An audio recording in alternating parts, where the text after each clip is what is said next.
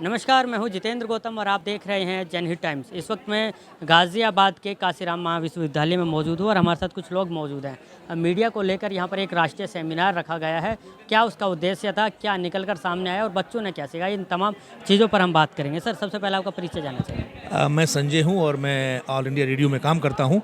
यहाँ पर मान्यवर काशीराम डिग्री कॉलेज में नेशनल लेवल का सेमिनार था और टॉपिक था the role of media in transforming India, the journey so far. यानी अभी तक मीडिया ने देश को बदलने में, देश को ऊपर लाने में, देश को और बेहतर बनाने में क्या काम किया है, उस पर कुछ स्पीकर्स थे अलग अलग क्षेत्रों से। उन्होंने अपनी राय रखी।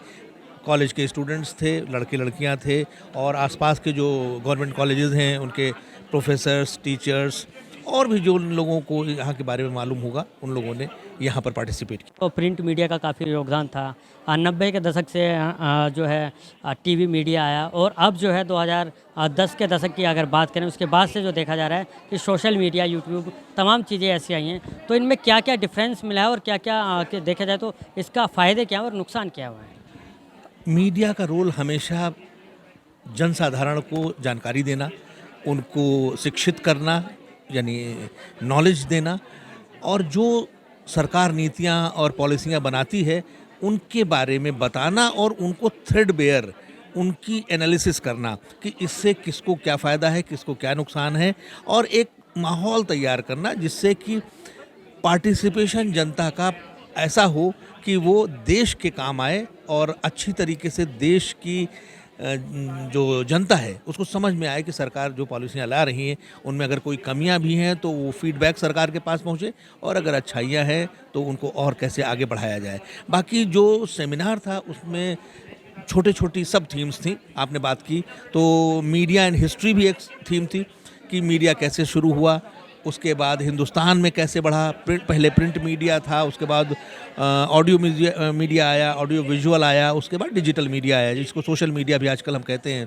तो उनमें क्या चीज़ें हो रही हैं, क्या क्या नई चीज़ें हैं, क्या पॉलिसी डिसीजंस हैं, उनके क्या नुकसान हैं और क्या होना चाहिए। सोशल मीडिया के जो दुष्परिणाम हैं उनके बारे में सारी बातें थी और हम लोगों ने अपनी अपनी राय रखी। बच्चों को तो जो कुछ भी हमको आता था हमने उनको समझाने की कोशिश की। ये और भी लोग हैं, इनसे भी बात कर लेते हैं। जी, क्या नाम है आपका?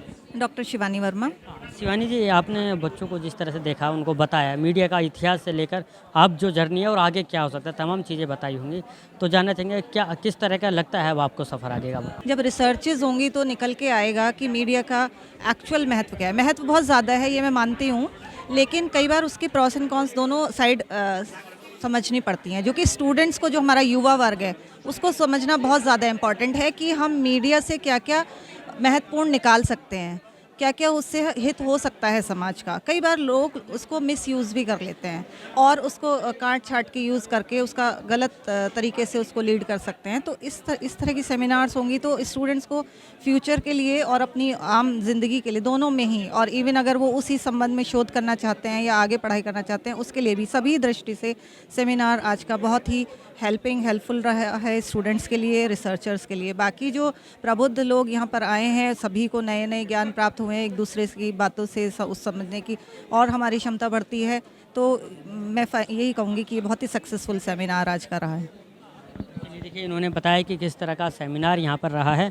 अब बात कर लेते हैं उनकी जिन्होंने इस सेमिनार को आयोजित किया है।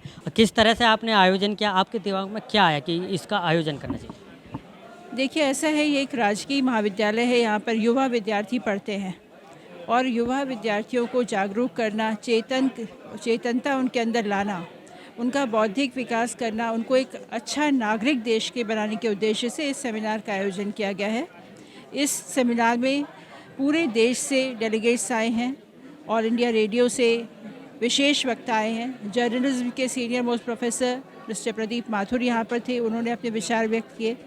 प्रतिमा शर्मा जी दूरदर्शन और ऑल इंडिया रेडियो में अनाउंसर हैं, उनके द्वारा अपने विचार व्यक्त किए गए। मीडिया किस प्रकार से सशक्त होकर के समाज को, देश को एक अच्छे मुकाम पर ले जा सकता है, इसके बारे में उन लोगों ने बताया।